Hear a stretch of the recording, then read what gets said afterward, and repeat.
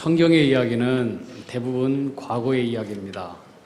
수천 년 지난 인간의 역사의 이야기인데 오늘 이야기도 사사기 역사 이야기도 지금부터 약 3,300년 전의 과거의 이야기입니다. 근데 다 인간의 과거의 역사 이야기가 왜 오늘 현대에 우리들에게 필요한 이야기인가? 과거의 사람들인데 지금 세상은 얼마나 많이 변화됐는데 세상은 정보사회이고 과학사회이고 달나라까지 가고 옛날에는 무지한 사람들이고 오늘은 상당히 똑똑한 사람들이고 지식도 많은 이 사회인데 어찌 그 옛날에 캐캐묵은 그 인간의 역사를 오늘 이 현대의 역사에 이것을 빛으로 거울로 삼으라고 그렇게 성경은 우리에게 말씀하는가? 여러분, 그때의 인간이나 지금의 인간이나 수천 년 전의 인간이나 아니면 오늘 현대인의 인간이나 우리 인간은 그대로 전적으로 타락한 존재이고 하나님의 뜻대로 살기보다는 계속 반복해서 하나님을 거역하는 역사이기 때문에 그렇습니다. 사사기 6장 1절 말씀을 보면 인간의 역사를 관통하는 이야기, 사사기의 모든 말씀을 관통하는 그 이야기가 써 있습니다. 자, 사사기 6장 1절에 이스라엘 자손이 또 여호와의 목전에 악을 행하였으므로 여호와께서 7년 동안 그들을 미디안의 손에 넘겨주시니라.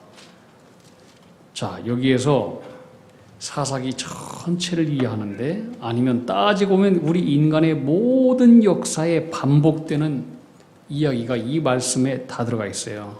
매우 중요한 부사, 반복되는 단어가 하나가 있어요. 뭘까요? 또라고 하는 단어, 또. 예. 악행을 반복했다는 거예요. 창세기 때 인간이나 지금 현대 인간이나 계속해서 우리 인간은 바보 같은 역사를 되풀이하고 있습니다. 또 계속해서 그 길을 걸어갑니다. 그 빌 포셋이라고 하는 그 교수이자 또 저술가인데 이분이 쓴 책 가운데에 왜 바보 같은 역사는 반복되는가라고 하는 책이 있어요. 자, 시대는 날이 갈수록 빠르게 진보되고 사람들의 지식 수준은 날이 갈수록 발전하는데 그런데 옛날 사람은 어리석어서 실수했을지 모르겠지만 지금 인간은 현명하고 정보도 많고 똑똑하고 얼마든지 과거보다 더 바른 판단을 할 수 있어서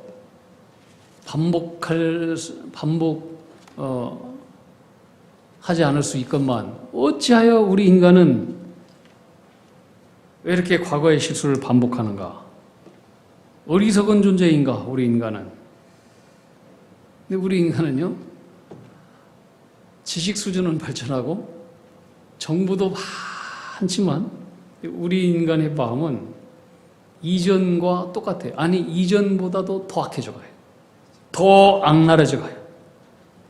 더 선해지고 더 좋은 인간으로 변화되지 않아요.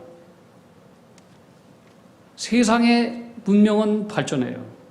우리 인간의 수준은 계속해서 그 자리에. 그렇지 않나요? 첫 아담의 자손인 가인이 그 동생 아벨을 숲속에서 몰래 돌로 쳐서 죽였잖아요. 그때의 인간이나 지금의 인간이나 뭐가 달라요? 여전히 우리 인간은 악랄해지고 살인하고 또 나쁜 짓을 하고 과거의 실수를 또 반복하고 또 범죄를 반복하고 계속해서 우리 인간의 역사는 뭐냐? 하나님을 대항하는 역사다. 하나님을 대항하는 역사. 그래서 이 빌 포셀이라고 하는 저자가 왜 바보 같은 역사는 계속되는가? 결론으로 보냐면은 역사로부터 과거로부터 배우지 못하면 인간은 영원히 그 실수를 반복할 수 없는 미련한 자가 된다. 그렇게 결론을 내렸어요. 우리는 인생의 사용설명서인 하나님의 이 말씀을 통해서 지혜를 얻어서 반복되는 역사를 끊어내버려야 돼요. 그래서 성경이 있는 거예요. 우리 인생의 유일한 교과서, 인생 사용설명서, 이 하나님의 말씀을 통해서 다시 과거로 돌아가지 말고 또 반복되는 그런 미련한 삶을 살지 말고 이제는 돌이켜라. 소크라테스는 너 자신을 알라라고 한 유명한 명제를 남겼죠. 성경은 하나님의 역사는 통해서 우리가 자신을 돌아보고 똑같은 실수를 반복하지 않도록 거울 삼으라고 있는 것입니다. 반성하지 않는 삶은 살아봐야 아무런 가치도 없고 의미도 없어요. 그 바둑을 두시는 분은 아실지 모르겠지만은 프로 바둑 기사들은요, 그 자기가 둔 그 바둑을 처음부터 끝까지 자기 것만 아니라 상대방 것도 다 복귀할 수 있다는 거예요. 복귀. 흑, 돌 180개, 백돌 180개, 흑돌 181개, 총 361개의 돌이에요. 이 바둑 도는데 뭐 10시간이고 뭐 계속 두잖아요. 그런데 이 바둑 프로 기사들은요, 이것을 처음부터 다 끝나고 난 이후에 처음부터 끝까지 다시 정확하게 복귀를 할 수 있더라고요. 이 사람들이 머리가 좋은가? 그게 아니라 프로 바둑 기사들은 바둑 돌을 돌 때 의미 없는 돌을 두지 않는다는 거예요. 하나하나 돌을 돌 때 의미를 다해서 두기 때문에 다 끝나고 싹 돌을 흐트려 놔도 의미를 따라가다 보면은 처음부터 끝까지 다 복귀할 수 있다는 거예요. 그 이세돌 구단 있잖아요. 이분은 대국을 치를 때 뭐 10번도 두고 그런데요. 근데 10번도 둔 그 과거에 지난 이 모든 것을 말이죠, 10번을 다 복귀할 수 있다는 거예요. 왜? 그 정도로 바둑 돌멩이 하나 두는데 의미를 다 해서 tus기 때문에 의미를 따라가다 보면은 다 복귀할 수 있다는 거예요.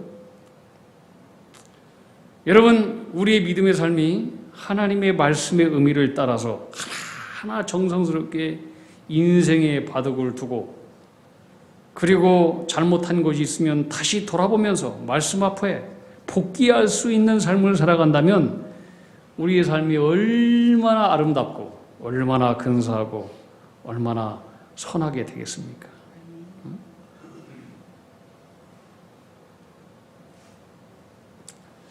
근데 보통 인간들은요, 의미 있는 돌을 두지 않아요. 계속해서 반복되는 또 실수를 하고 또 실수를 해요. 복귀를 하지 않는 거예요. 하나님은 하나님을 떠나서 의미 없는 돌을 두고 하나님과 겨루는 교만한 인생에게 절대로 승리와 이김을 주는 법이 없어요. 이 역사가 증명하는 거예요. 그런 인간들에게 하나님은 알 수 없는 고통과 고난을 주셔요. 우리 인간은 알 수 없는 실패와 고난과 고통이 찾아오거든 고난과 맞서는 것도 중요하고 또 고난을 피하고 지나가도록 기다리는 것도 중요하지만 더 중요한 것이 있어요. 고난에 관심 갖지 말고 그 속에서 이 고난이 도대체 어디에서 온 거냐? 왜 온 거냐? 어째서 온 거냐? 하고 우리는 하나님 앞에서 계속 묻고 자기를 복귀할 줄 알아야 돼요. 하나님께서 우리 인생에게 어려움을 주는 것은 우리로 하여금 우리 인생이 하나님 앞에서 다시 복귀하고, 그래서 겸손을 배우라고 하시는 거예요. 따라합시다. 겸손을 배우라고 하시는 것이다. 겸손을 배우라고. 겸손을 배우라고. 예레미야 29장 11절 12절은 나 여호와가 말하노라. 너희를 향한 나의 생각이 무언지 아느냐? 재앙이 아니다. 평안이다. 너에게 더 귀한 소망을 주시기 위한 것이다. 하나님은 우리가 고난을 통해서 인생을 복귀하고 어디서 잘못되었는지 깨닫고 겸손을 배우면 그 이후로 하나님은 여러분의 머리를 들어주십니다. 그리고 평강을 주십니다. 평강을 주시고 소망을 주신다고 말씀해 주셨어요. 자, 오늘 이 말씀에 보면 하나님은 자신을 돌아보지도 않고 말씀 앞에서 자신을 복귀하지도 않고 여전히 또 교만해져서 또다시 범죄하고 하나님을 멀리하는 이스라엘 백성들에게 겸손을 배울 수 있도록 이들에게 무서운 고난을 내려주셨어요. 그것은 잔혹한 주변의 미디안 민족을 통해서 7년 동안 괴롭힘을 당하게 하셨어요. 그들에게 넘겨줘 버렸어요. 미디안은 7년 동안 이스라엘 백성들을 쑥대밭을 만들었어요. 논과 밭에 식물을 부리면 다 약탈해가고 메뚜기 떼처럼 와가지고 다 풀을 태워버리고 양과 소와 나귀 떼 있으면 다 훔쳐가버리고 도무지 살 수가 없는 거예요. 그래서 이스라엘 백성들은 미디안 사람들이 무서워서 평지에서도 못 살고 산속으로 다 숨어 들어갔어요. 동굴을 파고 땅을 파고 그 속에서 숨어 지내고 7년 동안 7년 동안. 이 얼마나 미련한 사람들. 왜 하나님 앞에 복귀할 생각을 안 했을까? 돌아올 생각을 안 했을까? 그러다가 고통과 의심이 크게 달하자 그때 드디어 하나님 앞에 부르짖는 거예요. 인간이 이 정도로 미련한 거예요. 긍휼이 많으신 하나님은 그들의 부르심을 들으시고 기드온이라고 하는 사람을 이스라엘을 구원하는 사사로 보내십니다. 근데 이 사사로 부름받은 이 기드온은 무슨 대단한 사람이 아니에요. 굉장히 소심하고 열등감도 많고 쪼다 같은 사람이에요. 큰 인물이 안 돼요. 근데 하나님은 기드온을 부르시면서 뭐라고 하냐? 큰 용사야 이렇게 부른단 말이죠. 제가 아무리 기드온을 아무리 좋게 평가해도 큰 용사 같지는 않아요. 이 쪼다 같은 사람이에요. 성경에 보면은 기드온이 어떤 사람인지 알고 있는데 이 사람은 미디안 사람들이 두려워서 산속에 들어가서 굴을 파고 웅덩이 파고 살았어요. 그리고 미디안 군대가 무서워서 이제 그 밀을 추출했는 밀을 창고에 숨겨놓고 밀을 타작을 하면 어디서 해야 돼요? 넓은 마당에서 해야 되는 거 아니에요? 그런데 미디안 군대가 볼세라 빼앗아가세라 자기를 죽일세라 아무도 모르게 조그마한 포도주를 집을 생산하는 조그마한 창고 속에 들어가서 거기서 소리도 들리지 않게 아주 조곤조곤 이런 소심하고 한심한 사람이었어요. 하나님 앞에 의심도 많고 시대를 바라보는 눈도 신앙적이지 않고 매우 부정적이고 이 사람은 지금에 있는 상황을 한탄하고 하나님 원망하고 아무런 기대감도 없이 그냥 이렇게 저렇게 살아가는 사람이었어요. 그의 아버지도 또한 바알 우상을 섬기는 사람이었어요. 이 사람은 성경에 보면은 하나님의 부르심에 금방 순종도 하지 못해요. 여러 번 의심해요. 또 하나님을 시험하던 사람이었어요. 그러니까 아무리 좋게 봐주려고 해도 이 사람은 용사가 아니야. 근데 하나님은 이 기드온에게 와서 뭐라고 말씀하냐? 야, 이 쪼다야. 이렇게 말씀하잖아. 너는 큰 용사다. 이렇게 말씀하셔요. 신기하죠? 사사기 6장 15절에 보면은 기드온도 자기가 쪼다인 것을 잘 알았어요. 자기 자신에 대해서 별 볼 일 없는 자로 그도 평가했어요.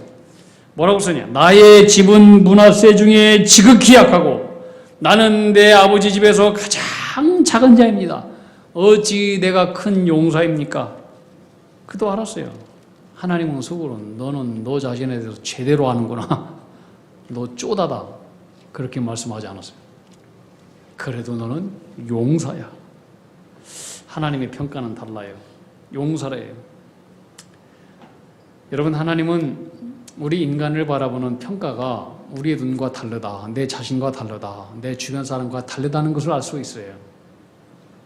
하나님은 우리의 과거와 현재의 모습을 보고 우리를 평가하는 것이 아니라고 하는 거예요. 우리가 성령 받고 그리고 하나님의 손에 붙들려 있을 때에 변화받고 순종하고 충성하는 모습을 보시고 우리를 평가하시는 거예요. 너 큰 용사도야. 너는 그런 사람이 될 수 있어. 내가 너를 멋있게 사용할 거야. 응? 여러분 목동 출신 시골뜨기 다윗 보세요. 다윗이 어떻게 쓰임받았어요? 주님의 성령이 임하니까 하나님의 능력으로 탐대해지고 이스라엘의 모든 군인들이 무서워 떨었던 이 골리앗, 아무도 골리앗을 그렇게 평가하는 사람이 없었는데 군인도 아니고 소년 다윗, 홍안의 아주 소년, 그래서 수염도 나지 않아가지고 면도도 하지 않았던 이 소년 다윗이 무서운 골리앗을 향해서 뭐라고 합니까? 내가 네 목을 벨 거야. 아무도 그렇게 말한 사람이 없어요. 내가 네 목을 베어가지고 공중의 새들과 들짐승에게 네 시신을 먹잇감으로 줄 거야. 아주 무서운 골리앗을 똥친 막대기보다도 우습게 여겼던 이게 누구예요? 다윗이에요. 다윗이 원래 크고 위대한 인물이라서 그런 게 아니에요. 하나님이 함께 하시고 성령이 함께 하시고 하나님의 영이 임하면 누구나 다 이렇게 큰 용사가 될 수 있는 거예요. 세상이 감당할 수 없는 용사가 될 수 있는 거예요. 저는 우리 교회가 여러분들이 자녀들이 성령 받아서 하나님의 손에 붙들리고 변화되어서 큰 용사로 쓰임받게 되는 거룩한 도구가 되기를 축복합니다. 아멘. 기도는 너는 큰 용사다. 내가 너와 함께 할 것이다. 내가 너를 미디안 사람을 한 사람 치는 것과 같이 내가 너에게 힘을 더하여 주리라.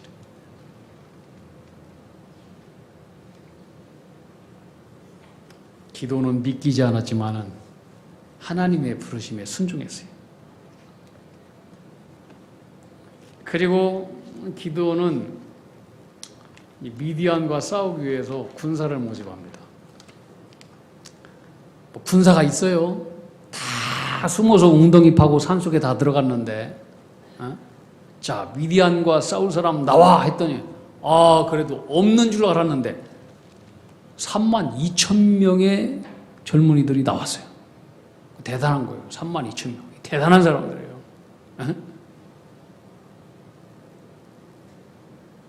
미디안 병력은 몇 명이냐? 13만 5천 명이에요. 몇 명? 13만 5천 명. 근데 지금 싸우겠다고 나온 사람들은 3만 2천 명. 그래도 4분의 1밖에 안 돼. 이거 가지고는 못 싸워요. 근데 하나님은 이해할 수 없는 말씀을 하셔. 기도원에게. 야야, 너 군대 많아? 줄여. 그랬어요. 참 이게 상식적으로 이해가 안 가요. 응? 그러면서 하나님께서 돌려보내는 이유를 오늘 말씀 가운데 하시는 거예요. 사사기 7장 2절 3절 여호와께서 기드온에게 이르시되 너를 따르는 백성이 너무 많은즉 내가 그들의 손에 미디안을 넘겨주지 아니하리니 이는 이스라엘이 나를 거슬려 스스로 자랑하기를 내 손이 나를 구원하였다 할까 함이니라. 이제 너는 백성의 귀에 외쳐 이르기를 누구든지 두려워 떠는 자는 길르앗 산을 떠나 돌아가라 하라 하시니 이에 돌아간 백성이 2만 2천 명이요 남은 자가 10,000명이었더라. 우리는 여기서 하나님의 생각이 무엇인지를 알 수 있습니다. 하나님은 하나님의 영광을 가로채서 자기의 영광으로 돌리는 것을 가장 싫어하신다는 것을 알 수 있습니다.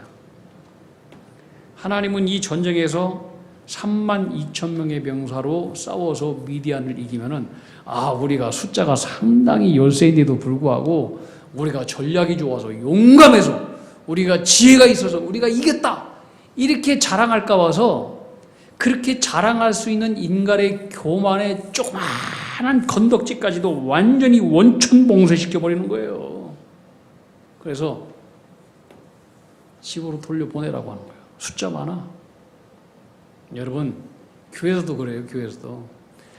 교회에서도 성가대, 나 없으면 성가대 안 돼. 교만한 거예요. 나 없으면 무슨 뭐 교회 잘 돌아갈 줄 알아? 나 없으면 교육부 잘 될 줄 알아? 나 없으면 봉사부 뭐 교회 무슨 뭐 다 될 줄 알아? 안 돼. 여러분, 이게 교만이에요.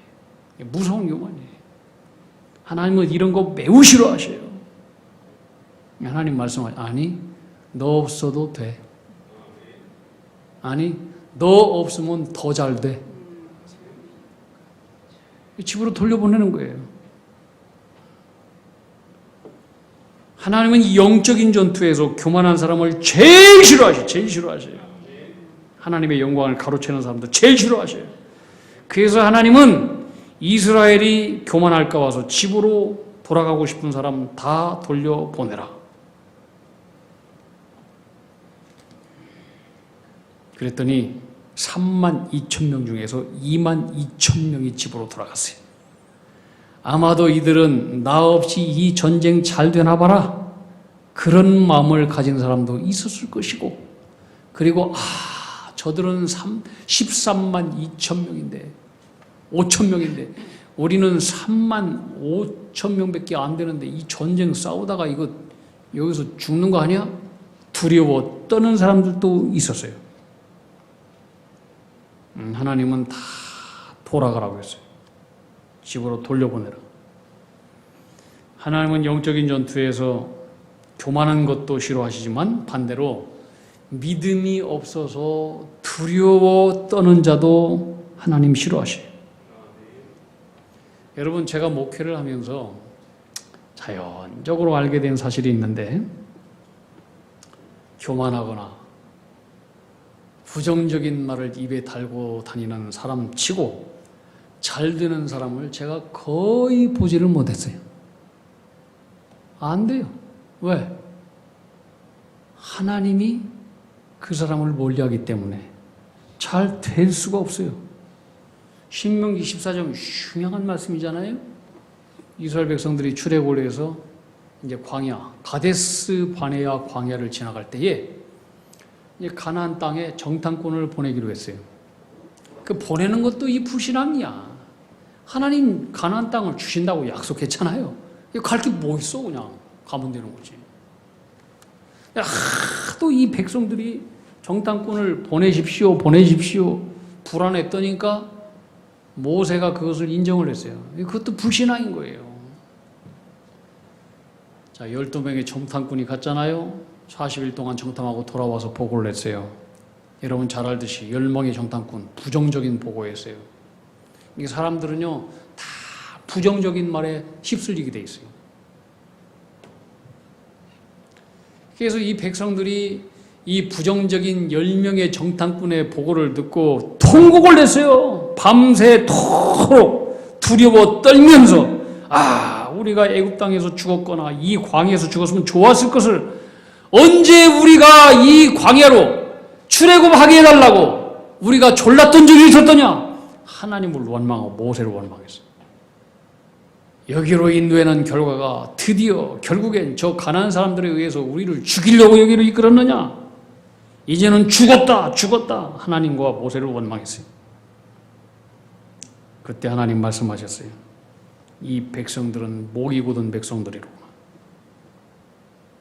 그러면서 말씀하시길, 이스라엘 백성들이 말하는 모든 말을 내가 다 들었다. 내가 내 이름을 걸고 맹세한다. 민수기 14장 28절. 너희 말이 나의 귀에 들린 대로 내가 너희에게 행하리라. 너희들 광야에서 죽었으면 좋겠다. 그랬지? 그래. 광야에서 내가 다 죽여주마. 여기에서 끝났으면 좋겠다. 그래. 끝내주마. 그런데 나의 종 여호수아와 갈렙은 하나님께서 우리의 보호자가 되신다. 우리는 산다. 왜 죽냐? 이길 수 있다. 저들은 우리의 밥이다 했으니 저들은 저들의 말이 내 귀에 들린 대로 내가 그렇게 해주마. 그러나 너희들은 다 죽겠다 했으니 광야에서 다 죽여주마. 이게 광야 40년이에요. 여러분 아무리 힘들어도 죽겠다 하지 마세요. 따라합시다. 힘들어서 살겠다. 말이라도 온팡치게 해야 돼요. 네. 아이고 죽겠습니다. 그래?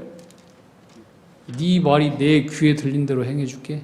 저런 썩을 놈의 자식. 자녀들한테 그렇게 말하면 안 돼요. 그래?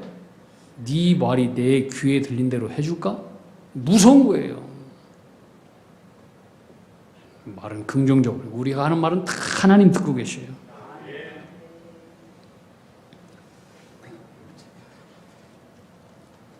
여러분, 우리 영적인 공동체인 교회도 마찬가지예요. 부정적인 것은 굉장히 공동체 전체의 사기를 무너뜨려요. 군대에서 중요한 것은요, 무기도 중요하고 숫자도 중요한데요, 더 중요한 것은 사기예요. 사기. 군대에서 누가 탈영하거나 무슨 부정적이거나 무슨 두려워 떨거나 그러잖아요. 그러면 금방 전염돼 버려요. 금방 전염돼 버려요. 교회도 그래요. 안 된다, 어렵다, 힘들다, 금방 전염돼 버려요. 금방. 두려워하고 교만하고 부정적인 한 사람만 있어도요, 공동체는 금방 무너져 버려요. 하나님은 그런 자를 집으로 돌려보내라고 하는 거예요. 하나님 나라에 저런 사람은 전염병이다. 돌려보내라. 22,000명을 집으로 돌려보냈어요. 10,000명 남았어요. 10,000명. 10,000명 대 132,000명. 13대 1. 안 되는 거예요. 그런데 하나님은 또 기도원에게 이야기를, 그것도 많아. 줄여. 산술적으로 말이 안 되는 거예요. 그래서 하나님께서 저 10,000명의 병사들을 냇가로 데리고 가라. 물을 마실 때 너희는 두 부류의 사람을 시험을 하라. 그래서 목이 마를 때에 손을 땅에 짚고 무릎을 꿇고 머리를 물속으로 쳐박고 그냥 물을 헐레벌떡 먹는 사람 구분하고, 또 물을 먹을 때 냇가에다가 머리 쳐박지 않고 손으로 떠가지고 먹으면서 사주경계를 하는 이 사람들을 구분하라. 그리고 무릎 꿇고 머리 쳐박고 물을 먹는 사람들은 다 집으로 보내라. 손으로 떠서 먹는 사람, 이 사람만 구분해서 여기에 남게 하라. 그랬더니 300명 남았어요. 300명. 이 사람이 내가 함께할 사람이다. 하나님 그랬어요.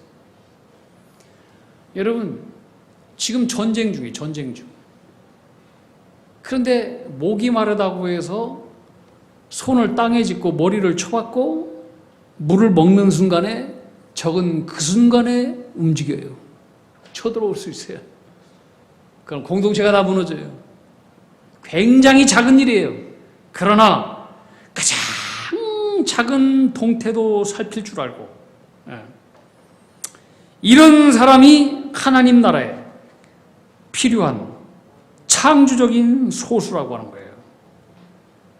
하나님은 이런 사람을 남겨라.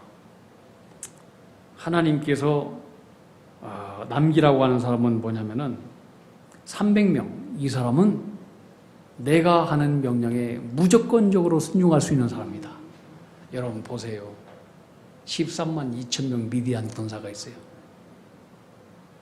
이스라엘 백성 300명 남았어요. 300명.